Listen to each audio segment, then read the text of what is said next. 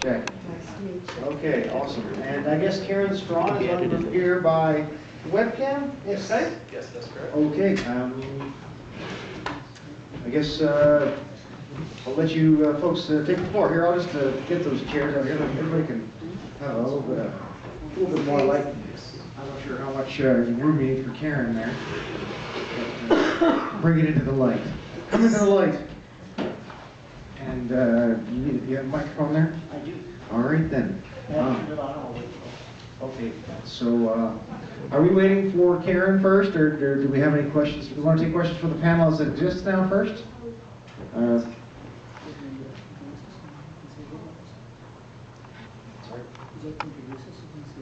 Okay, yes, yeah, why don't you go ahead?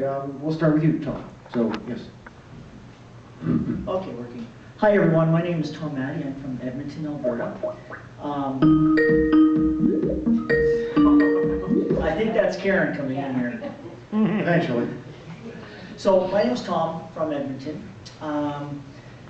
I'm one of the directors of ECMAS. ECMAS is a foundation, a nonprofit that's been around for a few years. It stands for the Equitable Child Maintenance and Access Society. And we kind of focus on helping men going through the family law system to try and get some sort of fair and equitable access to their children, and also so that their maintenance payments allow them to have a life also. It's been a very difficult struggle. I came into it going through my own challenges in the family law system, and when I finally resolved those and got full custody of my children, I decided to stick around and help other men out. And so that's what I do. I help guys with those kinds of issues. So if you have questions about the family law system, the courts and stuff, I'm one of those people who can maybe help you through ECMAS.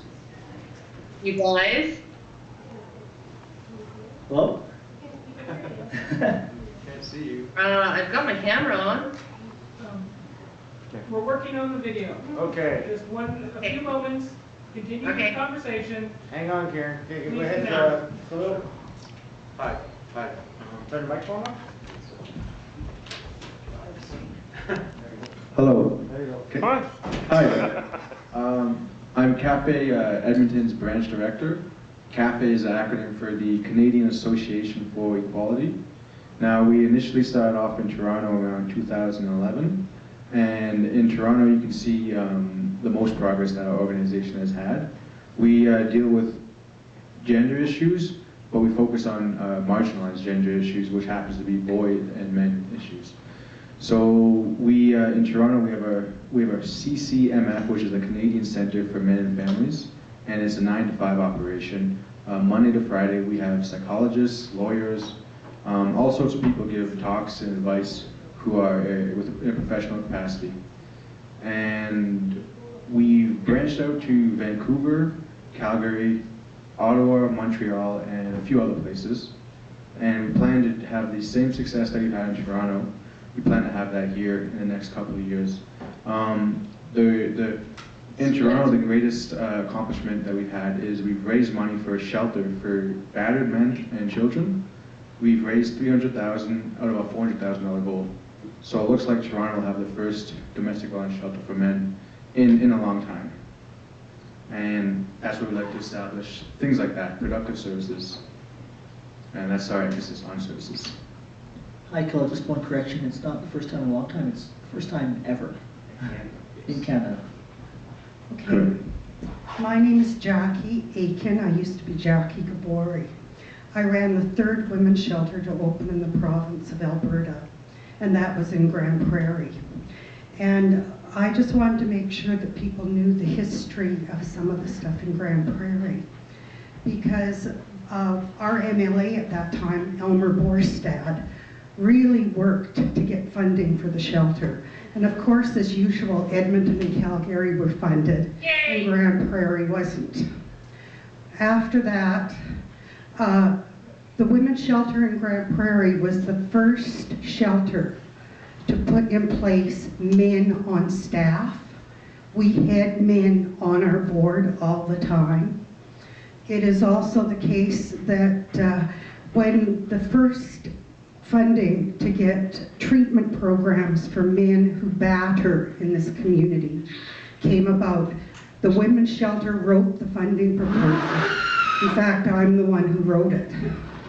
And we got the money, and we've had those programs ever since. Then PACE, which is another organization in this town, was in charge of the suicide prevention program. With the suicide prevention program, one of the first things that we set up, because we did realize that men were completing suicide much more often than women, we set up a men's support group, and we found the funding to run it. It runs every Wednesday night, and it has for probably 20 years. After that, we worked very, very hard, and we've brought in caring dads as a supplement to safe visitation programs. And safe visitation is where there has been proven abuse. And the men only get to see their children at the program. But we don't want that. We want men reestablishing relationships with children. We brought caring dads in out of Ontario probably 15 years ago. We set up a women's support group in this community, but that was probably 12 years ago, so the men's was running first. Another thing that we've done, I think we've got a community where men and women have come together to work for men and women, and I think that's what we need all across this country. I was the first, at the first meeting of women's shelters in Canada. They sent 2 from Alberta, 2 from every province. And here I was from northern Alberta, and being who I am, I took all my resources down there, and I was very much looking at sharing resources and getting women's shelters going.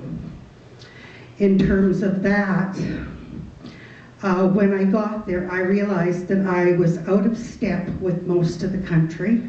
I am a very strong feminist, and I'm not a radical feminist. So they attacked me for 6 days because I had men on staff and on the board. So I am well aware there are battered men. I have worked with them. I have not figured out that it is any different than working with a battered woman. If you take an abusive person and they're usually matched with a sensitive person, because 2 abusive people don't get along real well. You get it every once in a while when you see Carla Homolka and Bernardo together. That was 2 batterers, 2 offenders. But that's not the common pattern. So I have worked with men leaving battering relationships. I don't think it's any different than women. And if they hit the court systems, it's exactly the same. Those women who are abusive will use the courts to abuse the men, just like the men use the courts to abuse the women. So that's just giving you some indication of what we've done in this community. If we want to work together, our Caring Dads program is not funded. We can run 1 group a year. It takes me about $14,000 to run a group, 17 weeks. We can only run it once a year in Grande Prairie. I need $14,000 every year. You can work with us, as many men in this community have done in the past. I'm now with PACE, which is a sexual assault center. We ran our first groups for men who were sexually assaulted. I would think we ran them in 1990. I've only been in this field for 40 years. And abusive people hurt people, whether they're men or male or female. That idea of equal violence in the family, I have some knowledge of that as well.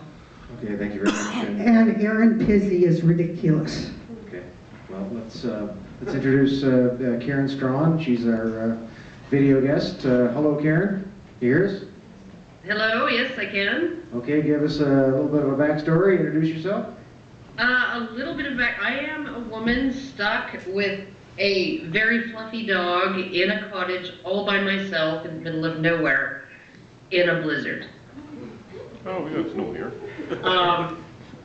But essentially, I have my YouTube channel where I talk about men's issues, talk about anti-feminism, talk about all kinds of things, and just how I discuss how I think the genders came to be the way we are, men and women came to be the way we are, and how all of that works. So, I do a little bit of talking about group psychology and why human beings react the way they do to certain things.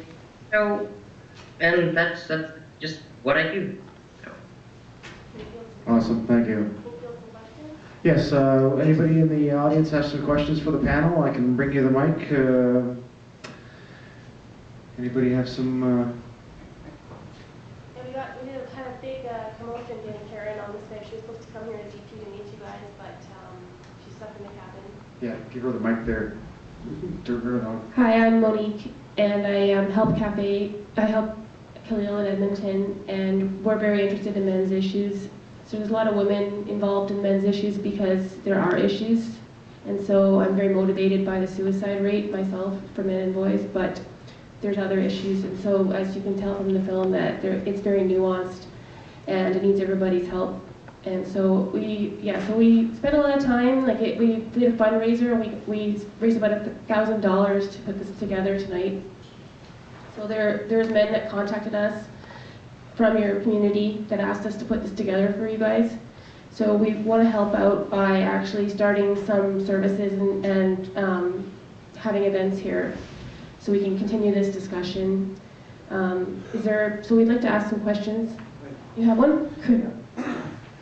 Could I fill you in on one thing? You were talking about men and suicide. PACE was the sponsoring agency. PACE is a sexual assault center. Okay, We work with both. Time to the audience on Tuesday. We're just going to give some time to the audience first, then we can... Okay, however, approximately 15 years ago, we started Men at Risk project dealing with men and their high risk of completing suicide. That project has gone across Alberta, and we're always looking for men to help us. Thank you. So what's the Okay, question? go ahead, sir. Yeah, so it's more just an observation if I can share and then maybe turn it to the panel for comment. So my name is Lloyd Fisher. I'm the Director of Communications for Odyssey House, which is the women's shelter here in Grande Prairie. And so this is the first time I've got to see the film. I'm joined by our Executive Director, Ebony Rampel. And so first off, thank you. I appreciate the opportunity you bringing it to Grande Prairie and having an opportunity to view the film. I just want to share, I am a male and I work at a women's shelter, and the work that we do is really, really important to me and lots in our community. But I also just wanted to share more so for the people here that we do work with men in the community, that we do have a very vibrant community support program that goes into community and meets with men who contact us in distress. We never turn men away. We always make sure that if they require emergency shelter or housing support, that they do receive that financial support, emotional support, connecting with professionals. We do have a team, and so I want to bring that perspective and share that we do a lot of good work in the community, and I certainly appreciate the film. It was really interesting to hear different perspectives. While I certainly don't agree with everything that was shared in it, I do think that there are struggles and issues that men are going through, and certainly they don't always get acknowledged or brought to the forefront. I certainly can understand the struggles in the court system, and I think we acknowledge that as staff working at the women's shelter that there needs to be more work done there. But I just wanted to sort of share that perspective from us. It's an important issue for us, and just for everybody in attendance to know that Odyssey House is a safe place and that we do have community support through both men and women. Thank you. Thank you very much. We hear different perspectives at Cafe because we get emails too, so men have different needs than I would say women do sometimes about how they communicate their issues. I mean, it's not flattering, as we saw in the film, that men would be vulnerable. So, Karen, do you want to respond to that fellow's comments? Well, I do want to say that if you're working for a women's shelter, then if you also serve men, then maybe you should call yourself a domestic violence shelter or an intimate partner violence shelter rather than a women's shelter, because men aren't going to reach out to you. Men in crisis are not necessarily going to reach out to something that's actually labeled as a women's shelter, even if somewhere on page 4 of your website you say, yes, we help men too. I would suggest also that because of the way men are, which is they are much less likely to even accept help when it's offered freely, let alone ask for it, than women are, that there needs to be a larger, what you need to be doing is you need to be putting out more feelers into the community to bring the men who are in crisis in to you. And rather than just sort of kind of having your shelter where, yeah, you don't turn men away, but, oh, they just don't show up. Well, yeah, they don't, because that's what men are like. And so essentially, and they're especially like that when they don't know, when the place that they're looking at is called a women's shelter. So essentially what you need to do is you need to start to understand that men are a little bit different from women. Men are a little bit different from women, not just in their willingness to reach out, but also in reach for help, but also in the way they want to be helped and the way that help works for them. So women might, the majority of women, they find a great deal of solace and comfort in talking about their feelings, in talking about their problems, in talking about those things, talking them through, right? Men rather do something.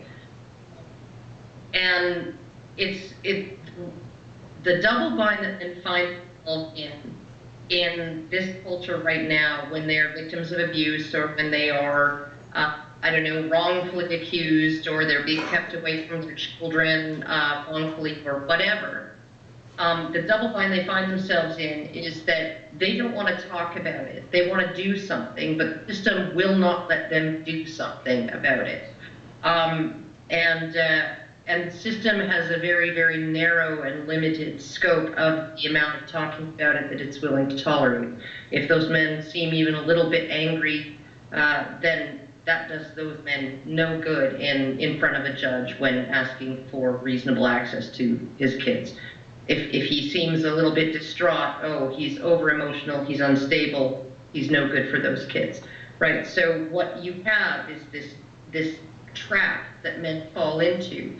And I don't think that anyone, including Cafe, has been 100%, able to figure out a way around this maze of how men are stuck when they need help. And one of my favorite people in the world, Tom Golden, who studies men and their ways of grieving and healing, and has been doing that for years, decades actually.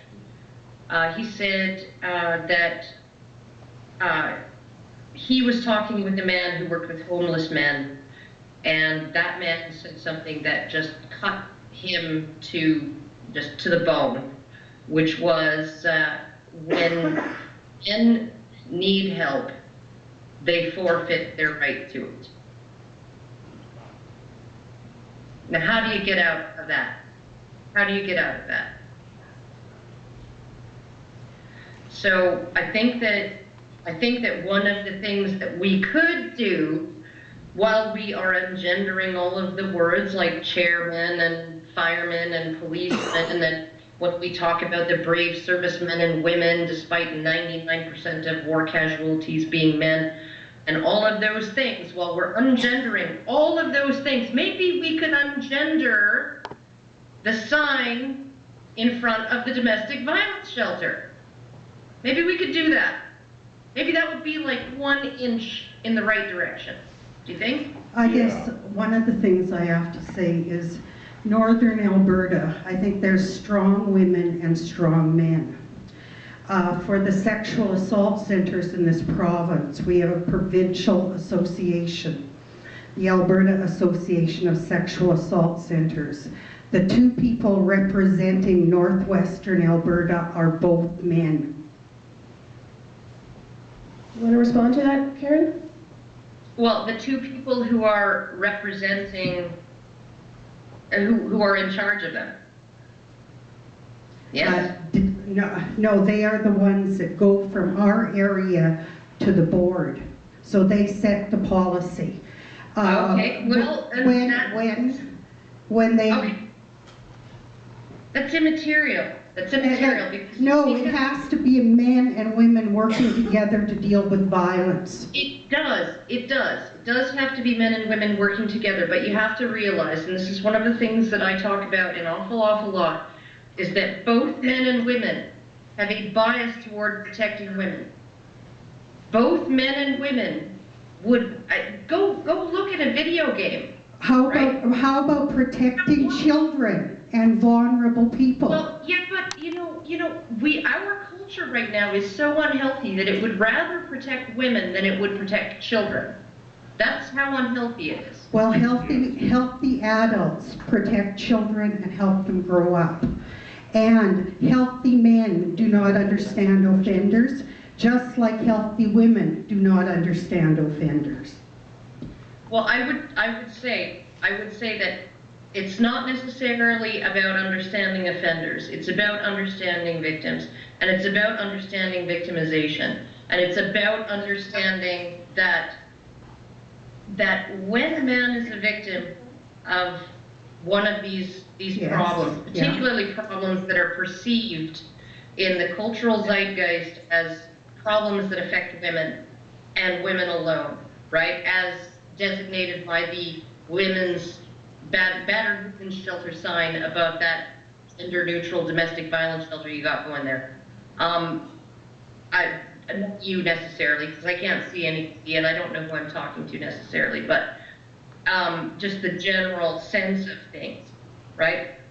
When you look at men are much more likely to protect women than they are to protect men. They're much more likely in a conflict where there's a man and a woman, and one of them is, and both of them are saying they're the victim of the other, right? And are much more likely to stuck with the woman than with the man.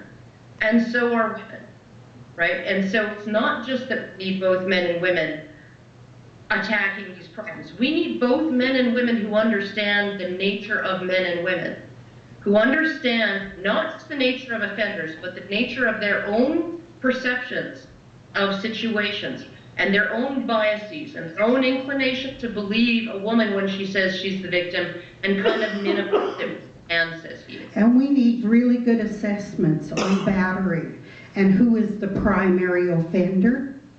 And then whoever is the primary offender, we need them to get treatment. Victims need to heal. Offenders need to change.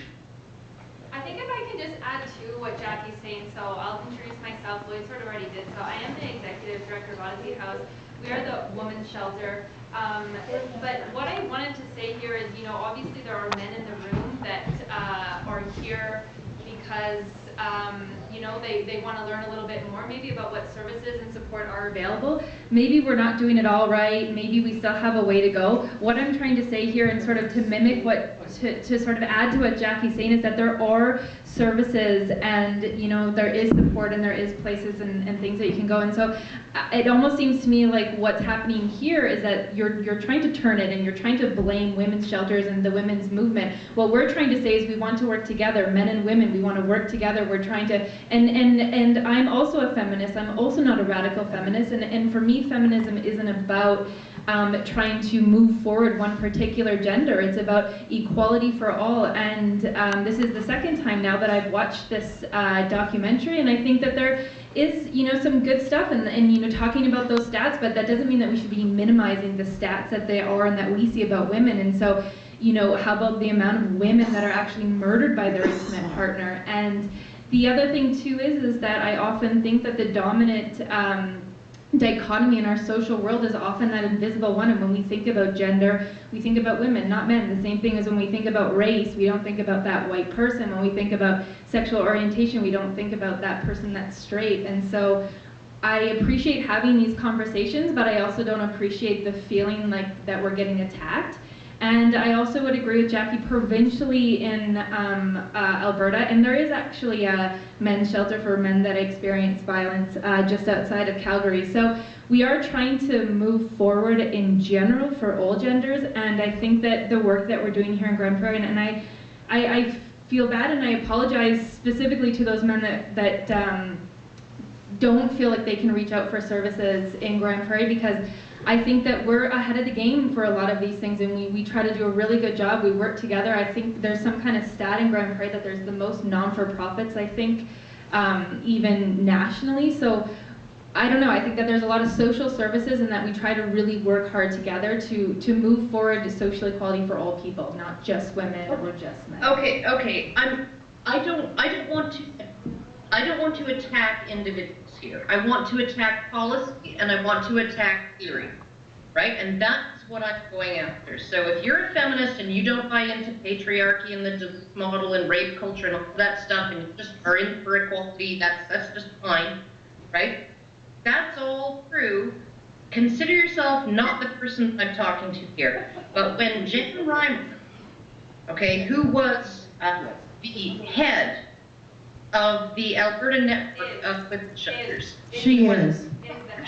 of the entire province's women's shelters, battered women's shelters, when she refused to go on a program, on a news program a few years ago with a men's advocate, who was running his own men's domestic violence shelter in Calgary, when she refused to go on that program with him and was asked why, the production staff said that her response was, if I even show up to talk about male victims, I would be lending legitimacy to the idea that they exist.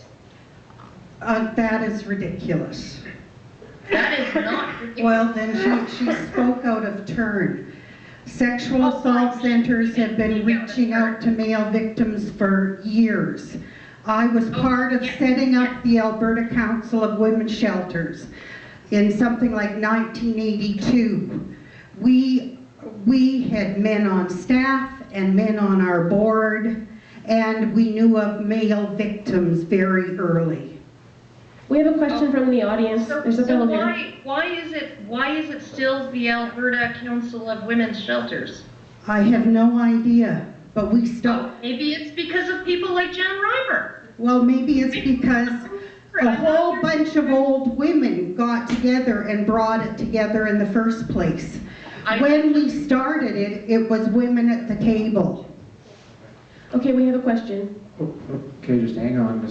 I think everybody needs to just calm down and realize we're not enemies here. We're just trying to have a civil discussion about the facts. And I think this is kind of like a Truth and Reconciliation Commission. so, and saying I feel blamed and I don't like it is valid, but I personally, I just wanted everybody just to take a second and calm down, okay? I also personally just want to sorry to steal your limelight for your question, but I also wanted to thank the fact that Odyssey House even showed up. Yeah, thank you. Okay. We appreciate that. Thank you very much. Believe it or not, I am a supporter. I work with a local charity that sends money to Odyssey House every year, so I thank you. I was personally witness to two people who were turned away decades ago who were men, but obviously you've changed your position since then, so I thank you for that. Okay, we need to recognize that they need to be thanked for that. Yeah, we do. And I'm going to turn the floor over to our question. Go ahead. First, I'd like to say, Karen, thank you. I'm a big fan. What do you think of the hashtag Me Too movement and the innocence of men in political roles? okay, what do I think of hashtag Me Too?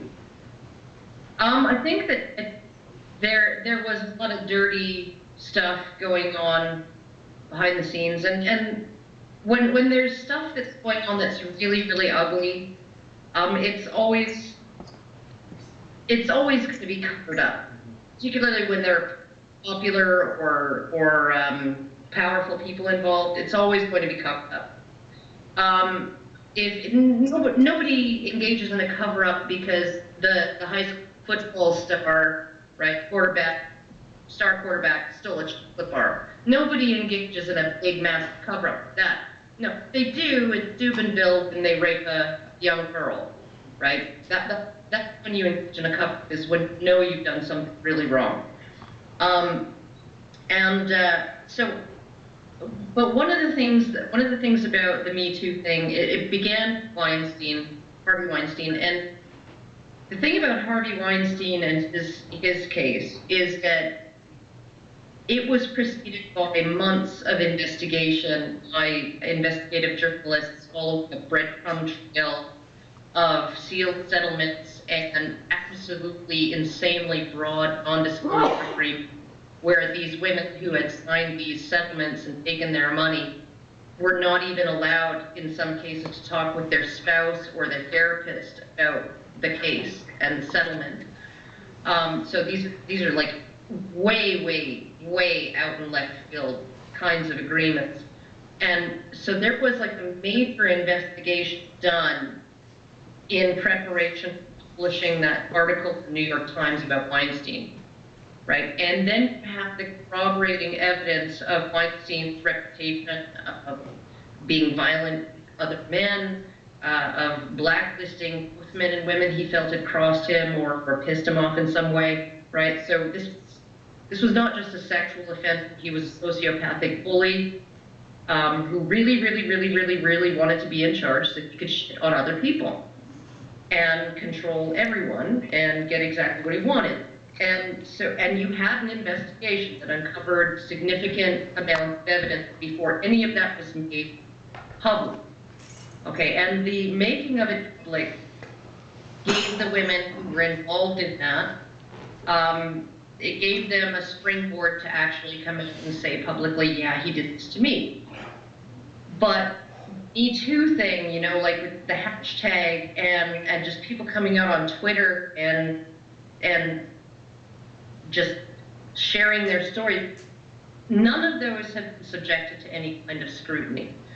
And when you have, I believe there's an Ontario MP who's had to, he was actually in contention for the premiership against Kathleen Wynne, and he had to step down and leave politics because when he was 35 or 40 in some bar where he obviously thought everybody was of legal age, he happened to hit on some girls who had fake IDs.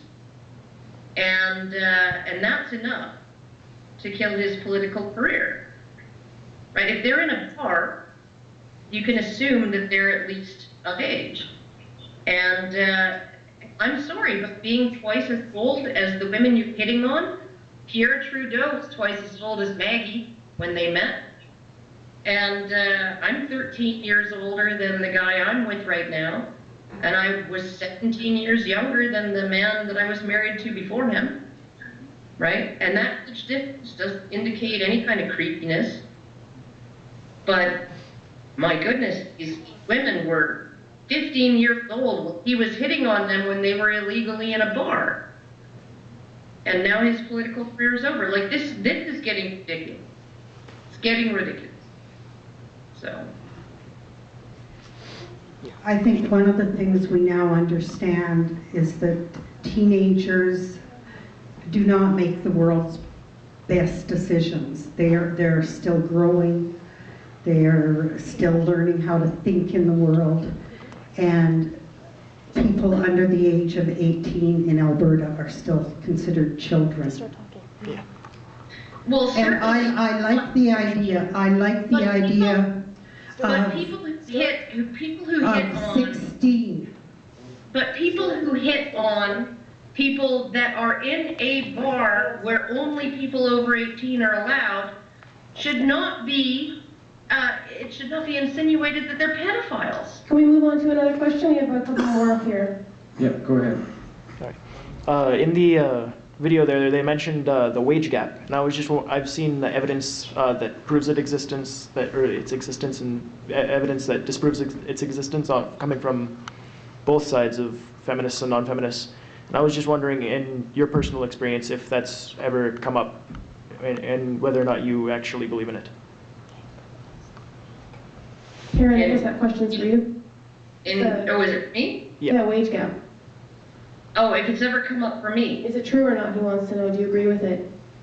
In every single position that I know that I've had, I've been paid exactly the same as everybody else because I've always worked in I haven't always worked in minimum wage jobs, but I've worked in jobs where if you were a second cook, you got this much money. If you were a first cook, you got this much money. If you were a sous chef, you got this much money, right?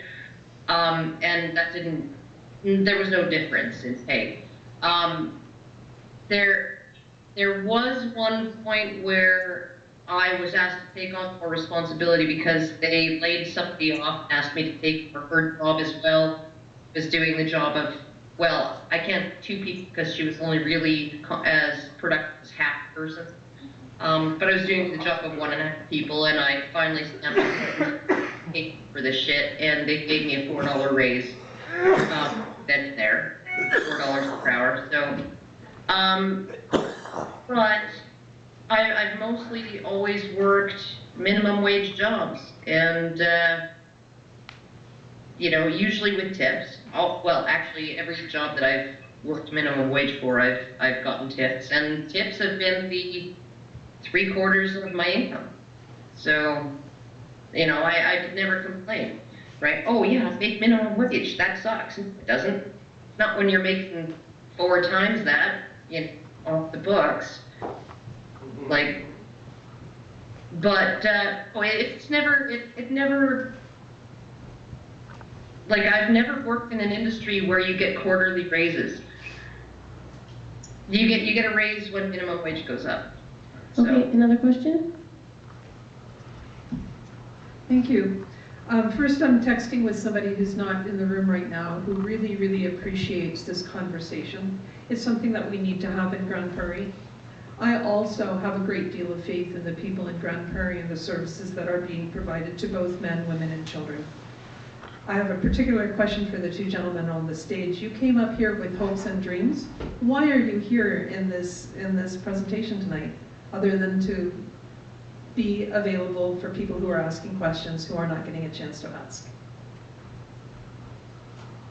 Well, we are taking questions, so come and Why are we here? What do they want to talk about? she wants to know what you guys want to talk about, basically. Tom? Well, I think I mentioned, you know, in my introduction, which I did make briefly, that my special area is to help fathers, men especially, navigate through the family law system, which has an incredible degree of bias and a lot of poor treatment of men that has led to rampant suicide. And I've met many, many men who are very functional, useful people to their families, their children, to society, who after a few years of going through the family court system are completely broken shells of themselves. They're not even recognizable to people. So I didn't come up here with any particular hopes and dreams. I came up here, expecting there might be some questions, some people I could help. Maybe somebody wants to get involved in this, to lead a group here, and I could perhaps connect with that person, make some new contacts here. So that's what I came here for. But I do notice, somebody earlier commented that they want to sort of talk about the atmosphere. And what I see going on here is exactly what Casey J said. We have the feminist groups trying to seize the whole conversation and talk and talk and talk, and everybody else is shunted to the side. And like she said, she herself, when she faces these uncomfortable issues, she wants to defend women right away, and she's not sure, why that is. And I think it's because we grow up in a society, we're indoctrinated, we're throwing, protect women, help women. And, as Karen said, there's a lot of men out there. We're kind of hardwired to protect our women and children. It's not just society. It's actually limbic. Biology, yeah. Yeah, that's what I said. Hardwired. It's literally built into men. It's like going down the Titanic. The men say women and children first. They give up their own lives even. And it's funny. I've met very, very tough men who are strong in business, don't grant any quarter, take no prisoners, military men who fought in battles and did terrible things, and they no hit on them. But you ask them to battle for their children or to battle against their wives, even if their wives are tearing them apart, and they can't do it because they're just hardwired to protect these people. It's phenomenal to see, and I tell you, I so much respect and love for men, seeing how powerful this drive was to protect their families, their societies, and it's shocking to see after all they give up, and then the very people they're protecting are tearing them to pieces. And they don't understand it, and it breaks them so badly. And that's what I came to talk about. Yeah, and I just want to say there's pamphlets outside for contacting both of the agencies when you leave, and a donation box as well. But Khalil, do you want to answer? Certainly. Well, Cafe Edmonton's rather small. I happen to be the representative, and I feel like if I answer your question, I'd best answer it by telling you what got me involved in these issues. Hopes and dreams I go on to afterwards, but pretty much I was raised by my father. My mother and father divorced. It was maybe a 10-year process. In that time, my father had spent at least $40,000 defending us. My mother got legal aid. She would be classified as histrionic. Her behavior, no matter what, people always excused her. So she, for example, she left us when we were children to go party, but she was seen as the victim. My father was there. He pretty much sacrificed. He'd work 10 to 12-hour days, and she was the one who needed help. He'd drop us off there once every second week, if she wanted us. And when he'd drop us off, he'd bring her food, and then he'd pick us up. And sometimes she didn't want to do it, or she wanted to go party or whatever. When I was older, I had savings. They all went to my mom for 10 years pretty much. So money that should have went to school went to her. She would go travel to this province or that province to do something stupid, and I'd have to bail her out. So it cost me pretty much, I would end up sleeping on a floor for a few months, or I'd end up sleeping like wherever I could, because all my savings went to her. And at the end of the day, end of all that, I would get blamed. And she would be the one who needs to be protected, and I'd be the one who'd have to do everything possible to protect her. But not only that, I had an aunt too, who was just like her. They'd both be histrionic, personality disorder people. Neither of them were ever seen as being responsible for their actions. So they could attack me, they could yell at me, they could punish me, or they could take advantage of me. And I came to the conclusion that the only reason they're getting away with it is because they're female. And there's people, like Karen was saying, it's hardwired into us to want to protect women. And it's also, there's other groups that reinforce that idea, ideologues, that women, no matter what they do, they don't have agency. So I went through that constantly, and finally when I cut her off, I was able to save up money, start my life over, buy property, do things in my life, accomplish things, only when I put my foot down. And when I put my foot down, I got flack. I got cut off from family member A, family member B, because I wasn't helping my mother, who frankly didn't deserve it. So that got me interested in the whole idea of, well wait a minute, if I go to a tradition, well, what makes people perceive this as the right solution to punish me no matter what I do when I'm basically the victim? So I looked at alternative perspectives, feminist perspectives, not to attack any feminists, because I have a good relationship with my cousin, a second wave feminist, but I don't agree with the ideas.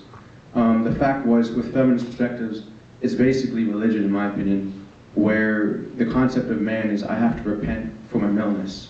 I'm a born sinner, and I have to constantly redeem myself, so I have to be masochistic. I go to the traditionalists, they want me to be chivalrous. They want me to be a white knight. They want me to go out my way and just throw my coat on the floor so she'll never step in a puddle. So if I go to those groups, I get no productive solutions. So I looked at alternatives. I ended up reading a really good book by Warren Farrell called The Myth of Male Power. And I just dug deeper. I read Tom Golden. I read book after book. And I started to say, okay, what's an alternative perspective? And that was pretty much what made me realize, well, what groups are endorsing these ideas or willing to look at men outside of traditionalist or feminist frameworks, or even for that matter, any ideology framework. And I came across Cafe, and I thought, what a shame, they're only in Toronto. They're doing great work there, they have great lectures, they have great series, they have a lot of challenging ideas, a lot of constructive, they work with a lot of groups, even with domestic violence, the shelter. They're working with violence against women groups, they're working with other domestic violence groups, they're working with the John Howard Society, they work with a lot of groups who have people inside that recognize we want to help men, and men actually do suffer in these situations more so than we're willing to acknowledge, and often they're turned away from the shelters. So I see what they're doing there, and I said, okay, you know what? I'm going to do whatever it takes to bring that product, bring that idea down to here. And in Calgary, they're a few steps ahead, they're a few years ahead. They have once a week psychology for men, counseling. They have programs for men who actually want help and don't want to be told, like as the Duluth model would portray them, that they're perpetrating this problem. They're the ones being abused, but clearly they're causing it. For some legal logic. So for that reason, I'm working with Cafe. And hopes and dreams pretty much are what I do normally. Since I've been a kid, I've studied art. I love Western art. I have particular artists, Gauguin, Picasso, Goya. I love a lot of it, Caravaggio. Point being, I love art, and that's would be my hopes and dreams. But while I'm here, I'll do something productive. And that's that. Thank you. Any questions? Marilyn? Hi, good evening. My name is Kendra. I served in the military for 9 years total. And I was infantry, then military police. Lots of the men that I worked with, they got into that exact thing about them being the provider, the success, the money, all of that kind of stuff. The military lifestyle, definitely, I can understand constantly moving for work and constantly being on taskings and everything. Oh, sorry.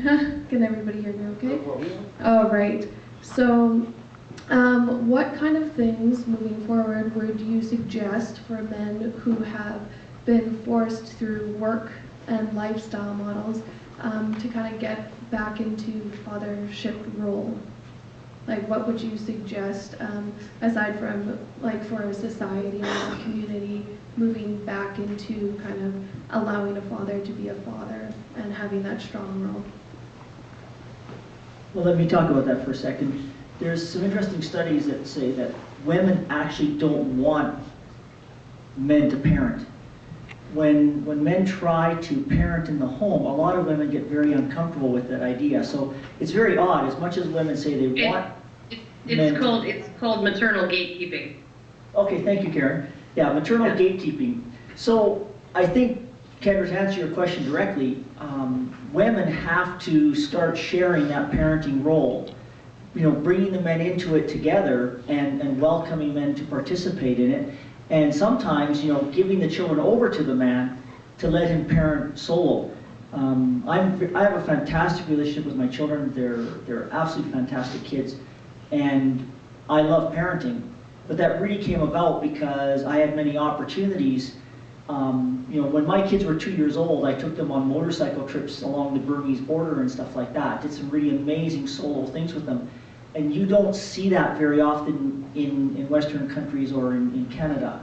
So women have to stop this maternal gatekeeping and let men be involved. That's my answer. Thank you. I would add too, I mean, because it really is kind of a Venus-Mars thing. Because there were times when, and I was neurotic when my kids were very little. I didn't even like my mother holding my newborns, even though she clearly managed to not drop 3 whole newborns on their heads and kill them, you know, with me and my sisters. So, I mean, surely she was competent, she raised me, but I'm uncomfortable with that. I was uncomfortable with anybody touching my children, being with them. It was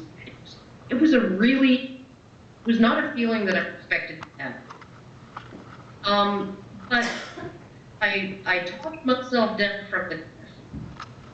And there were times when my husband, when say my son was, my daughter was just newly born and my son was 1.5 years old, and it's the weekend, and my husband would pick my son up out of the crib in his doubled up cloth diaper that's pinned onto him with plastic pants, just stick him in the car seat and take him to get silver dollar pancakes at the breakfast place down the street, right?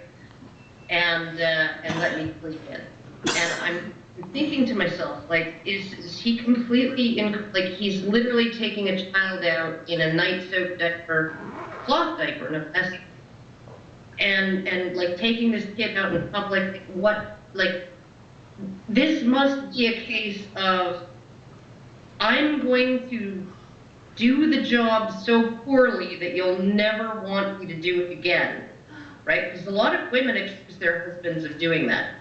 They intentionally botch the chore so that I'll never ask him to do it again, right? But he wasn't intentionally botching the chore, even though I was just like, whoa, how on earth can a person do this? And he was just like, I don't know, I just thought you wanted to sleep, so I just grabbed the kid and moved out the door. Like, not a big deal. So he sat wet for half an hour. Like, who cares? And I started to realize, yeah, who does care, right? Like, it's a wet diaper for half an hour. Like, so, and he's doing this for me. So I think that men often aren't doing that. They aren't botching the chores. They aren't pretending incompetence so that you won't ask them to do it. I think that they genuinely often want to do it. Sometimes they don't feel secure doing it, and often their wives make them feel less secure about it because the wife is always standing, looking over his shoulder to make sure he's doing it exactly right. And in many cases, what really needs to happen is the wife just needs to relax and take her husband at face value. He's saying, yeah, I want to look after the kid for an hour. Just consider he's not trying to earn brownie points. He's not going to botch it. He's not going to try and prove that he's a shitty diaper changer so that you now change all of the diapers forever. Otherwise, disaster will ensue, right? Just take him at face value. Take him sincere. Right? And trust him. Because even if he doesn't do it exactly the way you do it, he's probably going to be okay. It's like, it's not going to be disaster. It's not going to be catastrophe. It's not going to be the end of the world. So, I mean, but I do think this is one of those areas where women necessarily understand each other. So. Yeah, men definitely parent different than women. But there's a lot of studies that show that the way men parent benefits the child in different ways. Like the rough play that men engage in with children teaches children tolerances with their physical body, how hard they can punch, how to roll. And children who don't have a father in their lives don't learn these things. And so that's actually a detriment to them in life later on. So yes, you know, Karen, would I pick my kid up in a diaper and take him off for pancakes for 30 minutes? Hell yeah, I just want to go have pancakes, man, I don't want to prep too long. I mean, my example, I literally took a 2-year-old on a motorcycle trip along the Burmese border, and we saw soldiers tossing hand grenades at rebels. So, you know, different things happen when kids are with the dad, and my kids remember these things amazingly, and they speak, you know, wonderful things about it. It's a different style, but. And this is also bringing this whole thing about domestic abuse shelters, that men and women are different. Men aren't going to go to a shelter that says it's for women. There's already so much stigma, you know, with being battered and trying to talk about it. Now you go to a shelter that's for women, not comfortable. Well, I would be happy if in every single municipality there was a person or an agency or a bureaucracy or some arm of the government that would legitimate a man's choice to take his children out of an abusive situation. I mean, because this is why men don't leave these situations, is what, you can go to a homeless shelter, but they don't allow kids there. And if you're gonna take your kids, you need somebody to actually tell you that, you know, tell you and be willing to tell the judge, yeah, no, this man wasn't kidnapping these children, this man wasn't engaging in custodial interference, this man is not breaking law, he's fleeing from an abusive situation with his children. So that is what really needs to be done, I think. That's the bare minimum, is somebody in a position of authority who will be able to legitimate a man's choice to leave with his children. Thanks, Karen. Does Jackie want to weigh in on this question at all? I guess one of the things in Alberta, they have set up safe visitation many years ago. And that was because of some deaths of children with abusive parents. In terms of our program at PACE, we're usually got about 15 to 20 families in the program. And we have men and women in the program. So there are abusive mothers that can only see their children through the program. The way the program often works is after some time in the program, and if the parents start taking responsibility and learning how not to overreact to their children, then it can work into them then getting non-supervised visits. And that's a process that it goes through. Okay, thank you. Khalil, you have anything to add on this? The question that the lady had? Okay, go Well, I ahead. just want to say the unique thing about the shelter in Toronto, I know there was a shelter outside Calgary that would have, and the bed wasn't always available because I contacted them on behalf of some men. Beds are always available at Odyssey House too, right? Like, Okay, well, anyways, the important thing about Toronto is it takes men with children. And that's the unique thing, because I've met a lot of men in an abusive relationship. They have a wife who's hitting them and beating them, and he wants to get out. But he knows, under the current system, and the wife says this to him, you leave, you're losing your kids, you're losing your house, you're losing your car, you're losing your income. So go and leave me, buddy. And he doesn't leave. He tolerates an abusive situation. And this is everybody, every bit equal to the women who say they stuck around because they had no job and the guy had the job and controlled them with money. This is using children the same way. And these guys stay in a physically abusive, emotionally abusive situation because the woman says, you leave, I'm taking your kids, I'm taking your house, I'm taking your pension. And these guys, they'd like to leave, but where are they going to go with the kids? There's no shelter to take those children. I guess I would just like to respond and say I know it's not a perfect system, and so certainly we have some work to do. Sorry, I thought I was loud enough. Just to make sure everybody... No, that's okay. Don't apologize, it's all good. Sorry. I guess I just want to say I know it's not a perfect system. I come from a broken family, very similar story to yours, and so I certainly get that lived experience. I understand what it's like. However, I guess, and I just want to quickly double back to your point where you said it's them versus us. I want to be very clear and say, I think this is great conversation. I think this is great that not only our province, our country, we can have meaningful conversation like this, and it's great that I can sit in a room with somebody and professionally disagree with them, but be very respectful. I do want to, share though that you're right, there's not always beds available for men in shelters, and to your point about calling it a woman's shelter, we totally get that there is conversation happening within sort of the movement and within the industry about providing different supports and looking at how we're calling services and accessing services.